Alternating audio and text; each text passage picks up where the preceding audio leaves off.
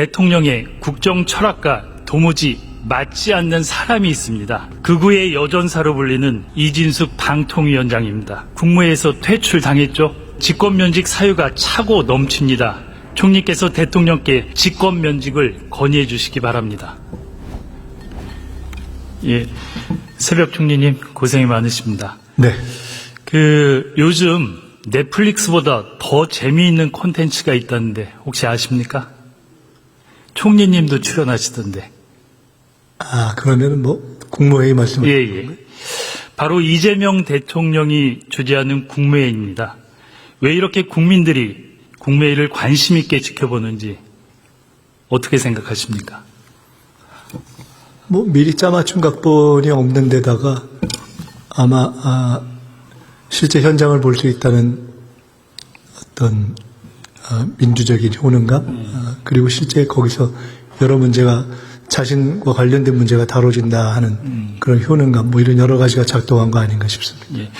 본 의원은 과거에는 상상도 못했던 국무회의가 생중계되고 이를 통해서 대통령의 업무 파악, 처리 능력, 그리고 열과 성을 다하는 장관들의 모습을 보면서 국민들이 국정 현안을 공유하고 정책 결정의 투명성, 진정성을 체감하고 있기 때문이 아닌가 싶습니다. 얼마 전에 초기 내각 완성됐죠? 예. 이재명 정부에 대한 국민들의 기대가 큽니다. 그런데 대통령의 국정 철학과 도무지 맞지 않는 사람이 있습니다. 누군지 아시겠습니까? 바로 극우의 여전사로 불리는 이진숙 방통위원장입니다. 이미 국무회에서 퇴출당했죠? 네, 그렇습니다. 이진숙 위원장은 정치적 중립 위반, 의무 위반으로 감사원의 주의 처분을 받았습니다. 주식 처분과 관련 이해충돌 건으로 공직자윤리위원회에서 해임, 징계 요구 대상 통보를 받았습니다. 또한 법인카드 부정 사용 의혹, 하드디스크 불법 파기 등으로 경찰과 공수처에 고발된 상태입니다. 어떻게 이런 사람이 이재명 정부의 방송통신위원장을 할 수 있겠습니까? 조금 전에도 이 자리에 와서 거짓과 궤변으로 일관했습니다. 대꾸할 가치를 느낄 수가 없습니다.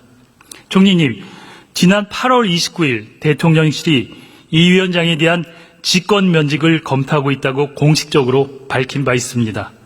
어떻게 진행되고 있습니까?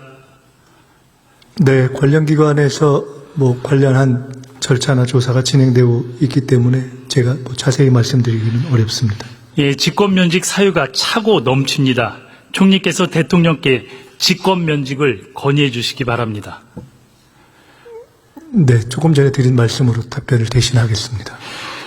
아울러 금융위원회 조직 개편 과정에서 직원들의 불만을 표출하고 이로 인한 업무 태만이 이어져서 민원이 제기되고 있다고 합니다.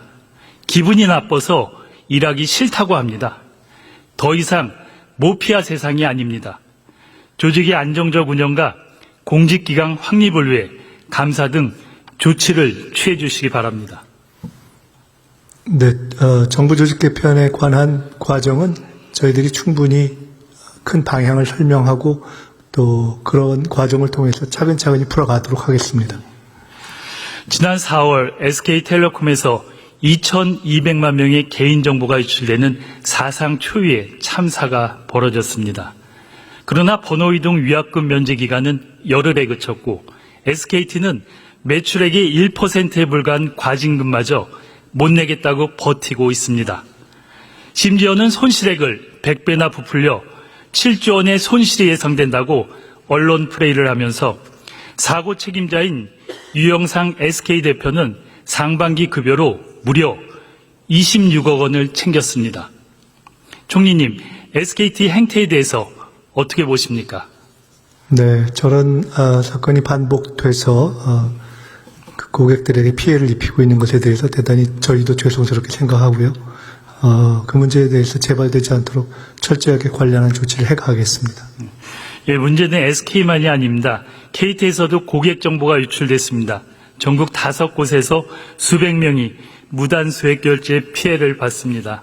LG U+도 보안협력사가 한국인터넷진흥원에 침해 신고를 했습니다. 이처럼 통신 3사의 보안 사고가 잇따르고 있지만 통신 3사는 늑장 대응과 책임 회피로 일관하고 있습니다. 본의원은 이를 막기 위해서 개인정보보호법 개정안을 발의했습니다. 과징금 상한을 매출액의 3%에서 4%로 올리고 대규모 유출 사고 시 매출액의 10%까지 징벌적 과징금을 부과하도록 했습니다. 대통령께서도 반복된 해킹 사고를 일으킨 기업에 징벌적 과징금을 포함한 강력한 제재를 지시했습니다. 총리, 이 개정안에 대해 어떻게 생각하십니까? 네, 취지에 대해서는 적극 공감합니다. 그 구체적인 법안 논의 과정에서 저희도 의견을 말씀 더 자세히 드리겠습니다.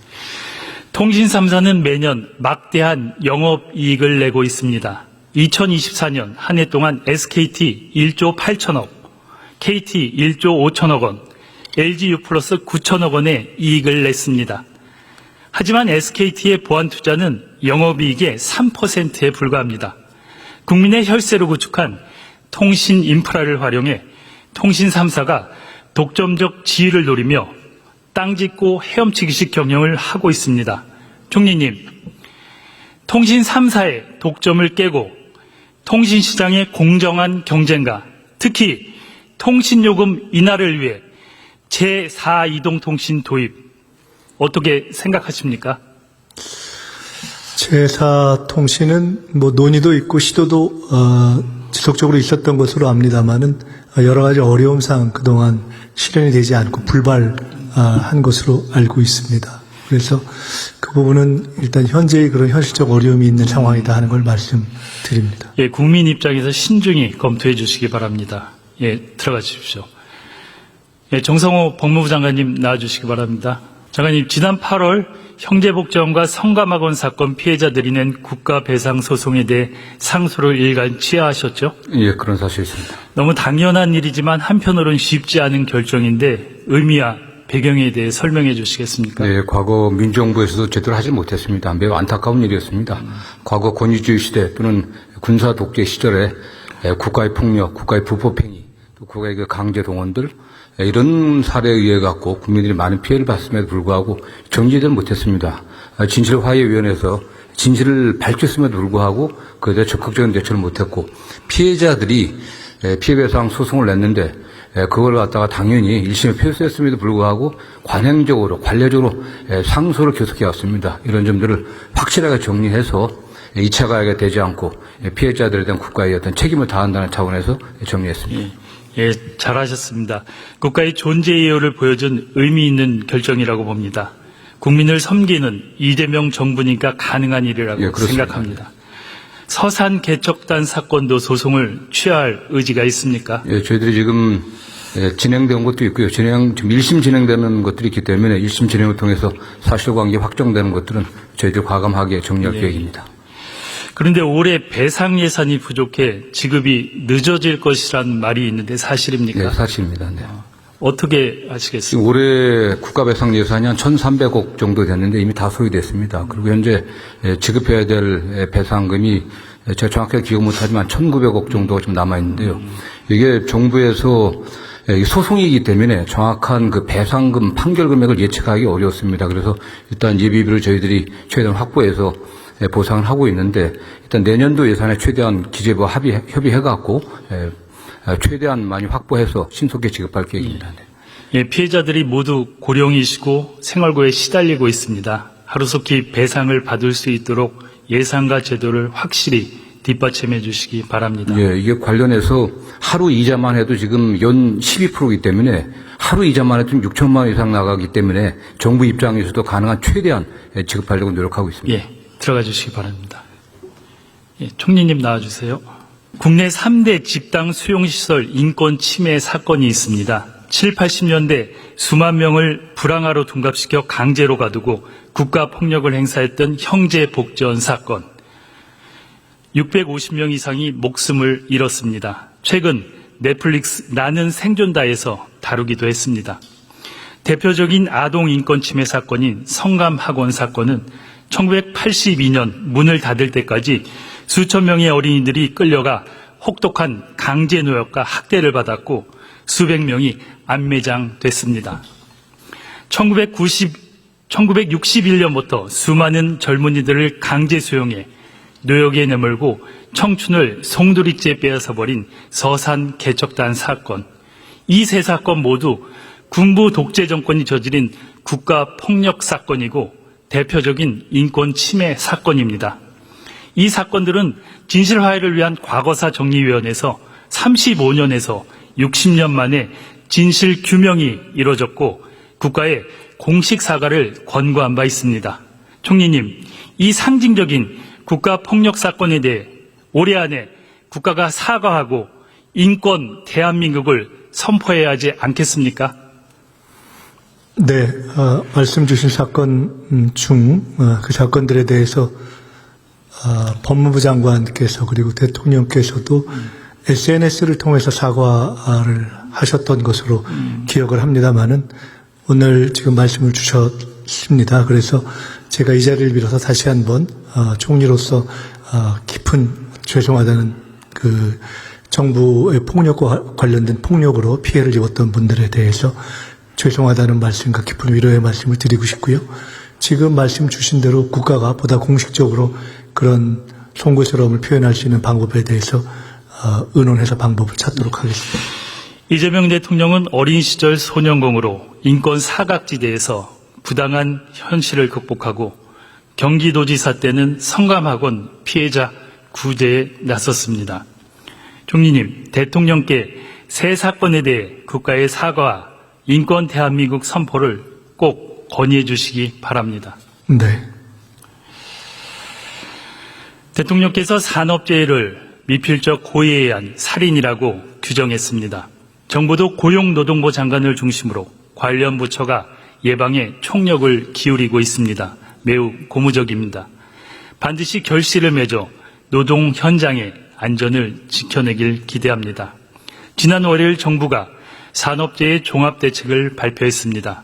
정부의 의지와 실행력이 묻어난 대책이라고 평가합니다. 총리, 산재 근절 원년의 의지가 담긴 것이죠? 네, 그렇습니다. 그러나 아쉬운 점이 있습니다. 사각지대에 놓여있는 정신적 산업재해에 대해 대책이 빠져 있습니다. 지난해 연말 KT가 대규모 구조 조정을 단행하면서 노동자 6명이 세상을 떠났습니다.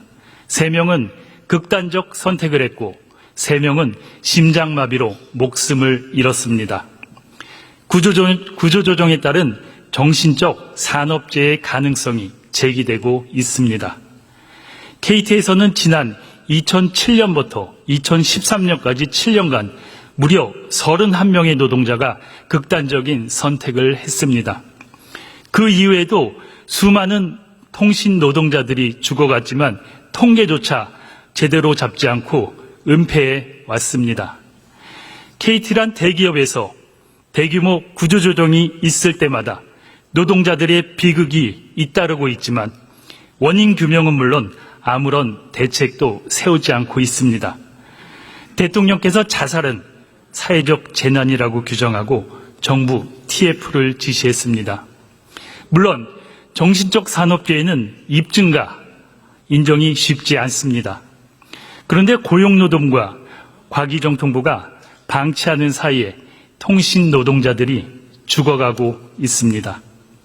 상황이 이런데도 통신을 관할하는 과기정통부에선 KT 직원들을 대상으로 한 차례 간담회를 한 것이 전부입니다. 총리님, 노동자들의 자살 등 정신적 산업재해에 대해 특단의 대책을 마련해야 하지 않겠습니까? 네, 전적으로 공감합니다. 지금 말씀 주셨는데 사실은 새 정부가 출범하고 나서 산업재해를 포함해서 자살 등등 여러 가지 불의의 죽음을 없애고 낮추는데 최대한의 노력을 기울이고 있습니다. 지금 말씀 중에도 나왔습니다만은 사실은 우리 사회에서 현재 여전히 쓰고 있는 용어인데 과연 극단적 선택이라는 용어가 과연 맞느냐 하는 고민도 사실은 저희가 하고 있습니다. 과연 그것이 선택일 수 있는가. 그런 의미에서 현재는 차라리 자살이라는 용어를 그대로 쓰는 것이 낫지 않는가 하는 그런 전문가들의 의견도 저희들이 경청하고 있는 상황입니다. 지금 주신 말씀처럼 정신적 트라우마, 자살과 관련된 그런 모든 부분들을 현재 세우고 있는 대책에 반드시 더 포함시키고 강력하게 반영되도록 하겠습니다. 용어에 대해서는 고민이 필요할 것 같습니다. 정부가 미온적인 태도를 취하는 사이에 어딘가에서 또 노동자들이 죽어간다는 사실을 명심하시기 바랍니다. 질문할 때 맞는데 시간이 금방 가네요. 마무리하겠습니다.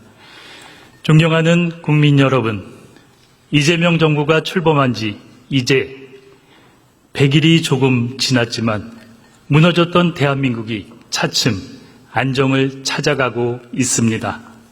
3대 특검을 통해 내란 척결이 진행되고 검찰, 언론, 사법개혁도 차질 없이 추진되고 있습니다. 무엇보다 중요한 것은 민생입니다. 코스피가 3,400을 돌파하며 경제도 신뢰를 회복해가고 있습니다. 민생의 온기가 살아나고 있지만 여전히 경제는 살얼음판입니다. 미국의 관세 압력, 남북 관계 등 난제도 산적해 있습니다. 그렇기 때문에 정부는 단기 성과에 안주하거나 오만해서는 안 됩니다. 국민들은 어떻게든 해내는 정부를 원하고 있습니다.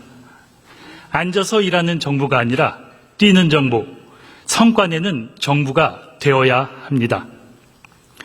민생에는 좌우가 없고 여야가 따로 없습니다. 야당도 민생만큼은 정쟁의 도구로 삼아서는 안 됩니다. 정부의 발목을 잡는 순간 그 피해는 국민들에게 돌아갑니다. 이제 모두 힘을 합쳐 국민이 편하고 국민이 잘 사는 새로운 대한민국, 진짜 대한민국으로 나아가야 합니다. 경청해 주셔서 고맙습니다.